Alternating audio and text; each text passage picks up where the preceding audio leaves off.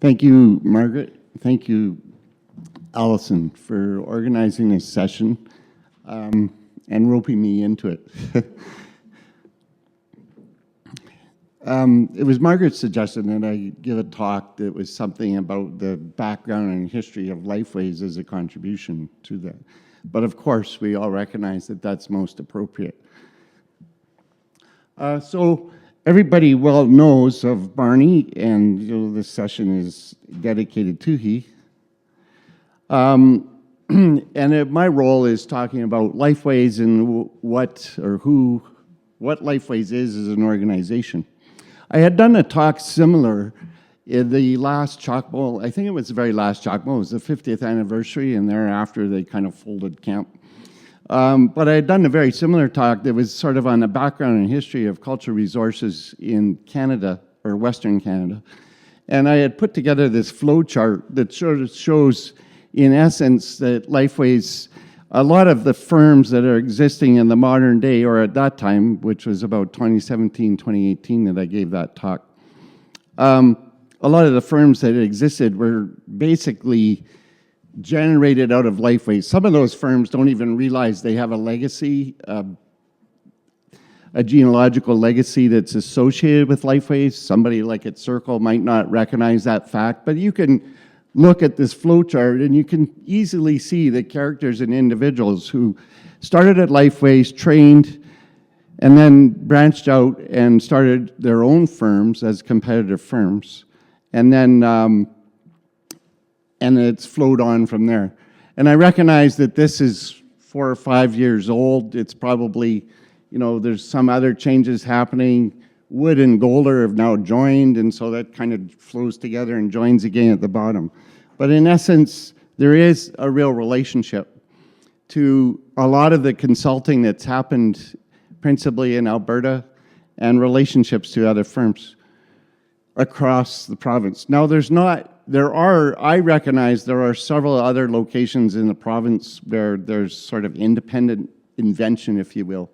Western is an example. There's certainly a strong source of independent invention from Western. Ethos was another source of independent invention, and Arcus. But once you get past Lifeways, Ethos, Arcus, and Western, you basically have gone past independent invention in historic resources in Western Canada. But let's did it jump? No, okay. Let's talk about Lifeways. I want to come back to talking about Lifeways itself. Lifeways was, and as Bill referenced, established in 1972. That might not strike you as amazing, but to think about that, it was established before the province had provincial historic legislation. So in essence, we predate Alberta culture as an organization, and certainly have the ability to tell Alberta culture where they're wrong. I'm not sure there was some discussion about this. Maybe somebody in this room has a better idea when Lifeways established and moved itself to an office that was down on 10th Street. I know when I had started, it was already well established at the 10th Street office, where the main floor was a small store called Culinary Arts, which was owned and run by Barney and Marianne. And upstairs was where all of the head senior offices were and all of the project archaeologists were.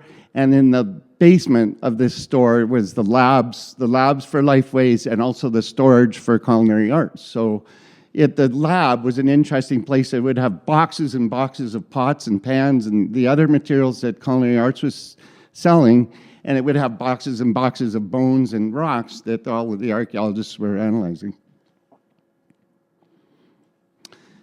The very first project that Lifeways undertook as an established company was a survey, and then following up the survey, excavations of sites found along Highway 40, which is now the highway leading into Kananaskis. So that work was started and undertaken in 1972, and the principal site that was found on that was an amazing, actually kind of, I think, an underrepresented or underappreciated site at Wasatch Creek, where they undertook excavations for a year. The site at Wasatch Creek had occupations and cultural components that go back into middle pre-contact times, probably 5,000 to 7,000 years in age. Certainly at this time, it would have been seen as very revolutionary, and certain part of it, not many sites have been excavated in the mountains by this time. And also, there's not a lot of sites that are of that age for that period. And certainly not many are part of the consulting realm, given that this is 1972, 73, there's no other consultants out there. But that was sort of establishing a theme that Lifeways followed up on. And in 1974, they undertook excavations at the Hartel Creek site. And then people go like, well, where the heck is the Hartel Creek site? Have you ever heard of it? It's an amazing little campsite that was found along a Trans-Canada Highway just west of Strathmore.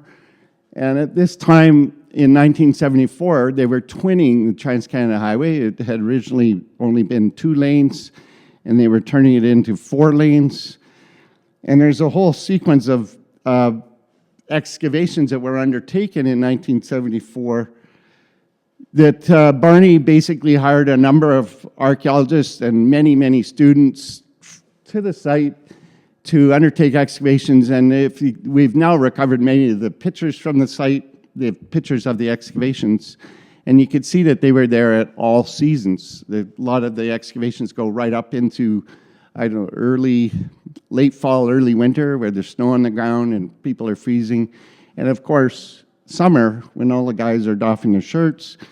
And I'm not sure people would do it now.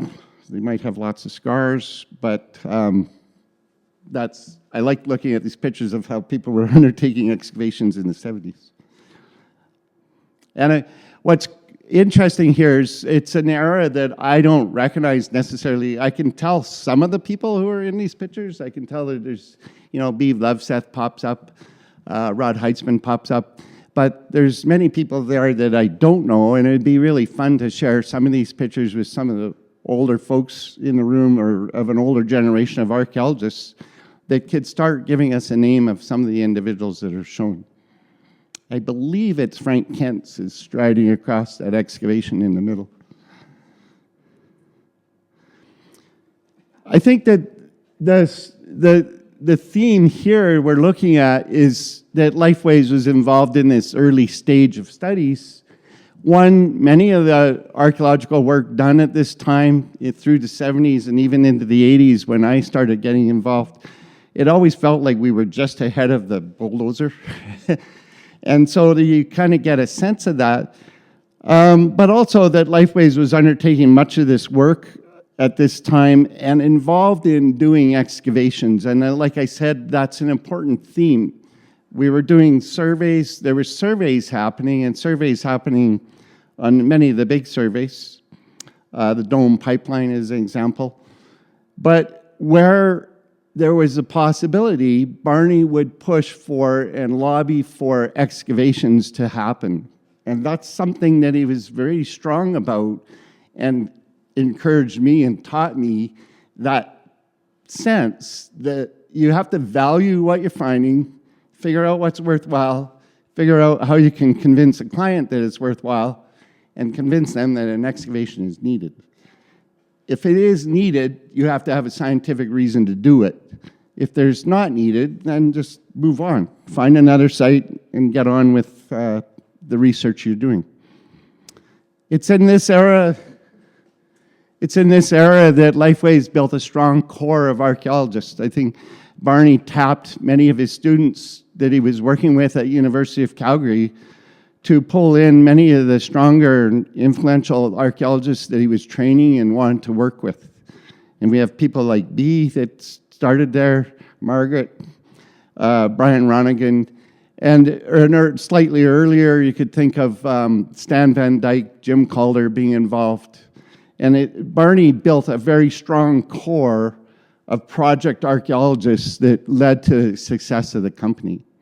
One of the things I failed to mention at the very start is Lifeways was always started Barney started Lifeways, but not by himself. Lots of people talk about Barney and Lifeways.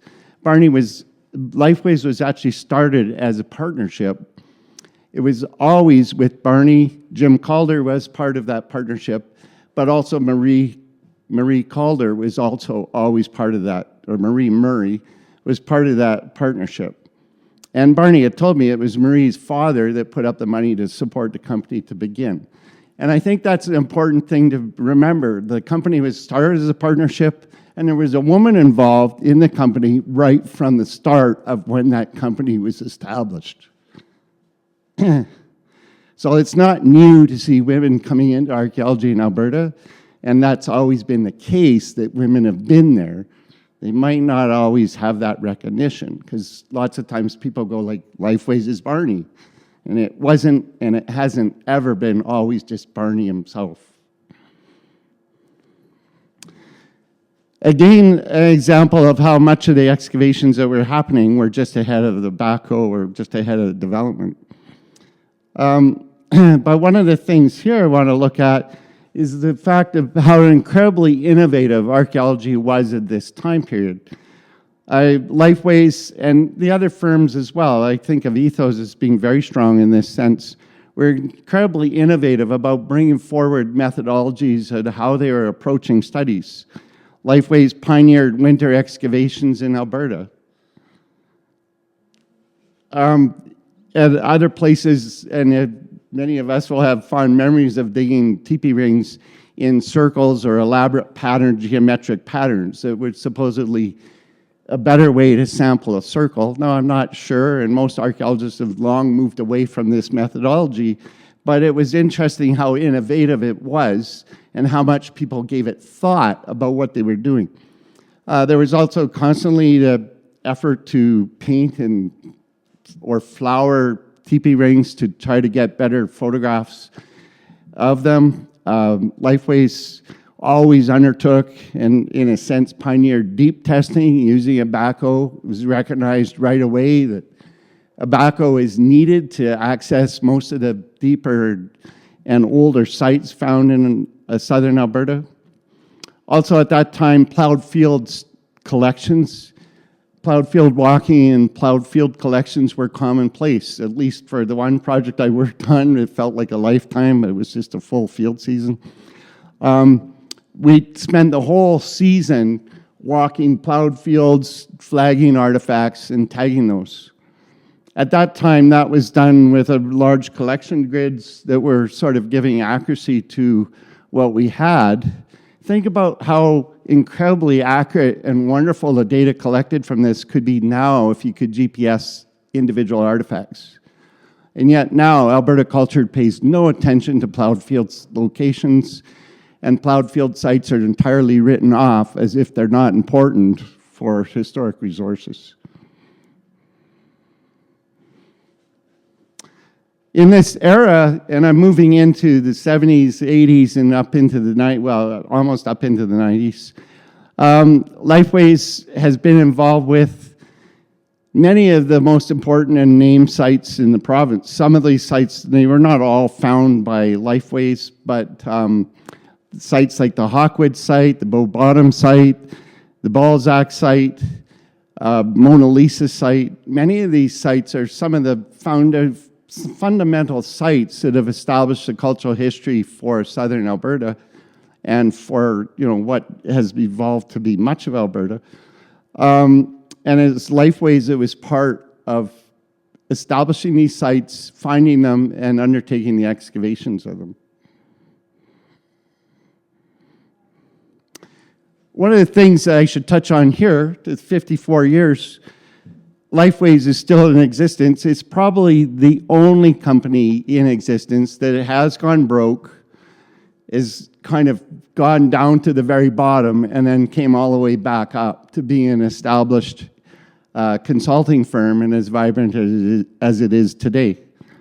As we moved into the new generation of studies at Lifeways, we kind of followed very much the themes that Barney had established for the company. A very solid focus on research, a solid focus on excavations is part of what we do as archaeologists.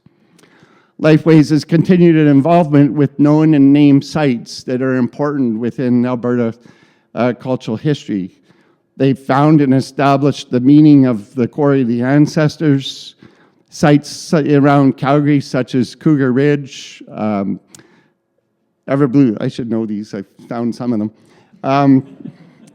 Everblue Springs, the Flicka site, the Quarry Park, what's this stone circle up on Quarry Park? So many of these have ended up as important sites as well and are sort of foundational to understanding Alberta cultural history. An important aspect of that is we were always taught and encouraged by Barney to seek opportunity to further our excavation and further the research as much as possible. At least it was my understanding. When you found a site, you had to understand how to incorporate it into cultural history, discuss it, and further a level of research on it. It's not important enough to just list a few artifacts you found, give a laundry list of that, write it up as a laundry list, and mail it in as a finished report. But you were supposed to be writing reports that were adding to the known foundation of what the other rest of the gray literature is. And you would hope that other scholars are looking at those reports to also further their understanding of those sites so that they're all building more and more understanding of what cultural history of Alberta is. A great bonus of what this was is Barney actively contracted projects with the U.S. national parks.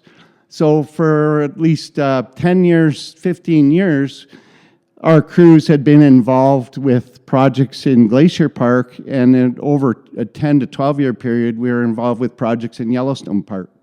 So many of our staff, when we were writing up and talking about different lithic material types or locations or concepts of where obsidian comes, we're not writing and talking about those from a theoretical perspective of reading a book and thinking, oh, obsidian comes from Yellowstone.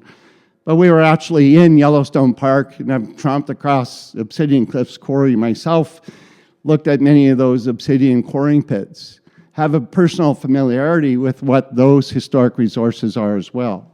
We've excavated the oldest Cody site in Yellowstone Park. And I don't know if Jason's in the room, but I want him to have a comment about the Cody knife that I found.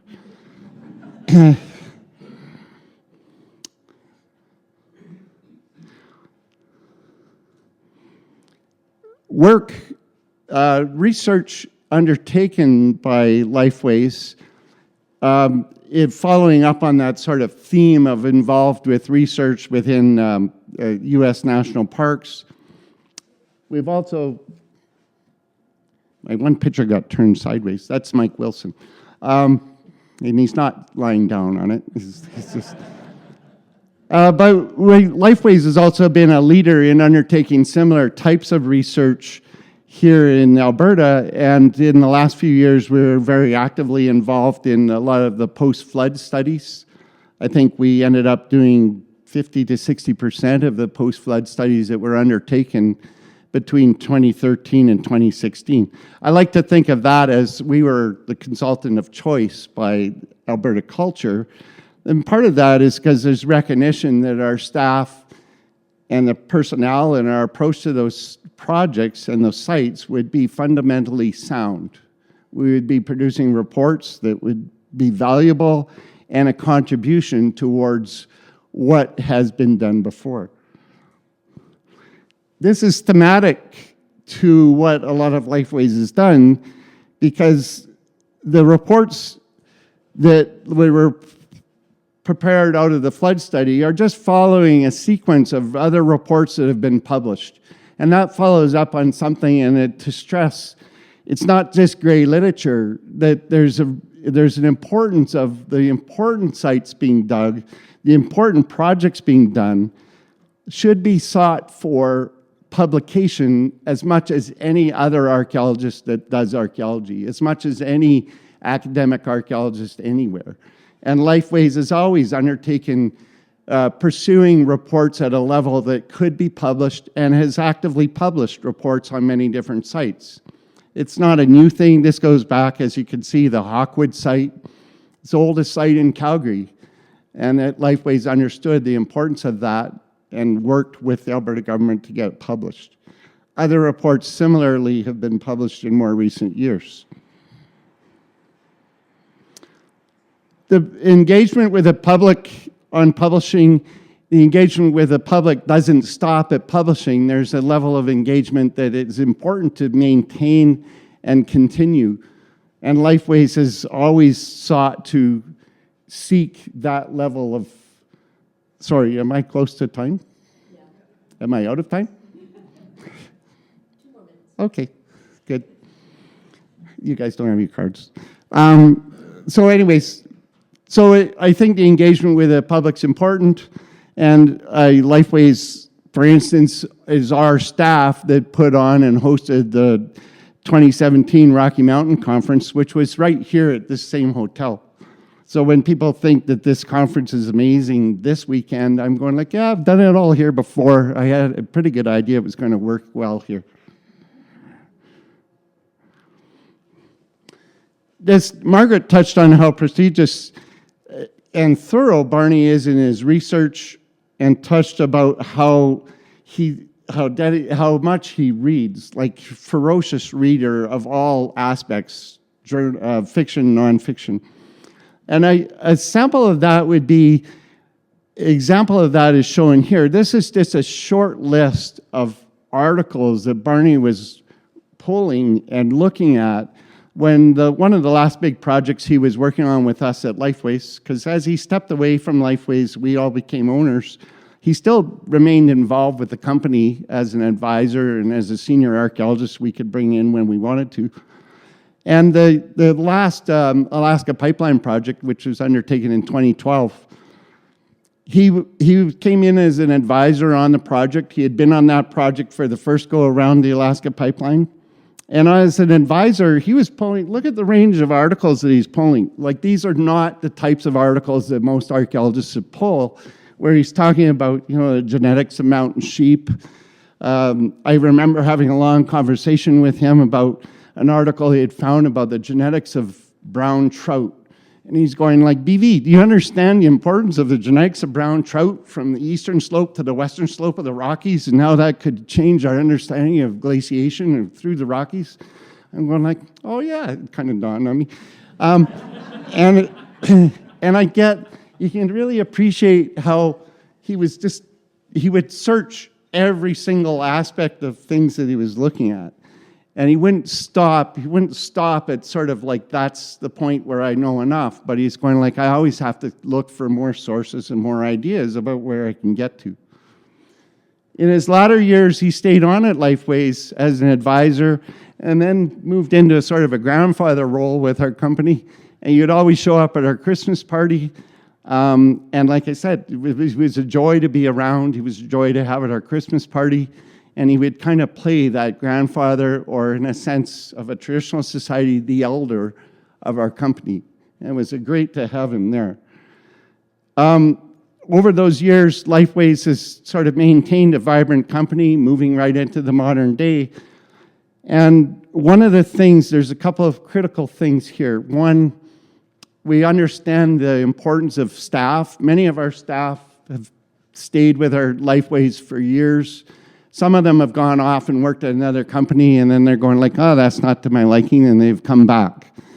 And we've welcomed those folks back because we know that they're really good archaeologists. Other folks, some of them never really got very far away from Lifeways, and they've kind of stayed there for much of the time. But it's always been a strong and dedicated group. One of the things that was important, and the last message to say, is Barney's cautionary note. I always asked him, is like, Barney, why wouldn't you sell the company to a bigger engineering firm? There was a few years back where there was a lot of consolidation going on. FMA got sold to Stantec, all those types of things. And Barney always said, BV, archaeological consulting should be done by archaeologists, and it should be controlled by archaeologists. And for that reason, he would not sell Lifeways to an engineering firm. He could have, and we have been approached several times since, but it's not seen as benefit to have archaeology being controlled by an engineering firm that really doesn't have the interests of archaeology at heart. And for that reason, Lifeways has stayed independent, stayed controlled by archaeologists, and has a direction of the future that is always going to be leading for research in this province. Thank you.